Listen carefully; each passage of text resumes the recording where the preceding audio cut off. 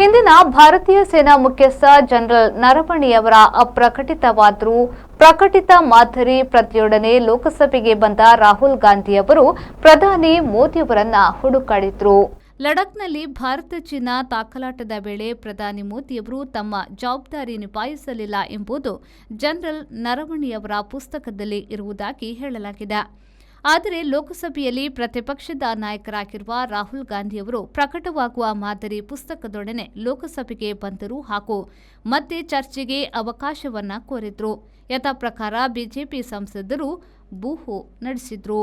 BJP ಸಂಸದ ನಿಶಿಕಾಂತ್ ದುಬೆಯವರಂತೂ ನರವಣೆಯವರ ಅಪ್ರಕಟಿತ ಪುಸ್ತಕದ ಬಗೆಗೆ ತನಿಖೆ ಆಗುವುದಾದರೆ ನಾನಾ ಗಾಂಧಿ ಕುಟುಂಬದವರ ಬಗೆಗೆ ಹಲವು ಪ್ರಕಟಿತ ಪುಸ್ತಕದೊಡನೆ ಬಂದಿದ್ದೇನೆ, ಅದಕ್ಕೂ ಚರ್ಚೆಗೆ ಅವಕಾಶ ಕೊಡಬೇಕು ಎಂದು ಒಟ್ಟಾರೆ ಯಾವುದೇ ಮಾತುಕತೆಯಾಗದಂತೆ ನೋಡಿಕೊಂಡರು.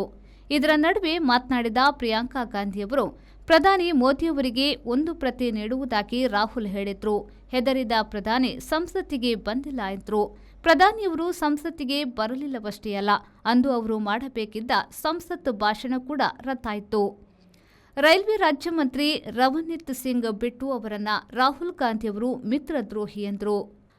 ಹೊಂದಿ ಅವರು ಇವರ ಜೊತೆಗಿದ್ರು. ಇದಕ್ಕೆ ಪ್ರತಿಯಾಗಿ ಬಿಟ್ಟು ಅವರು ರಾಹುಲ್ರನ್ನ ದೇಶದ ಶತ್ರು ಎಂದರು. ಸಂಸತ್ತಿನಲ್ಲಿ ಈ ಸಂದರ್ಭದಲ್ಲಿ ಬಿಜೆಪಿ ಕಾಂಗ್ರೆಸ್ ಸಂಸದರು ಹಲವು ಅಸಂವಿಧಾನಿಕ ಶಬ್ದಗಳನ್ನು ಬಳಸಿದ್ರು.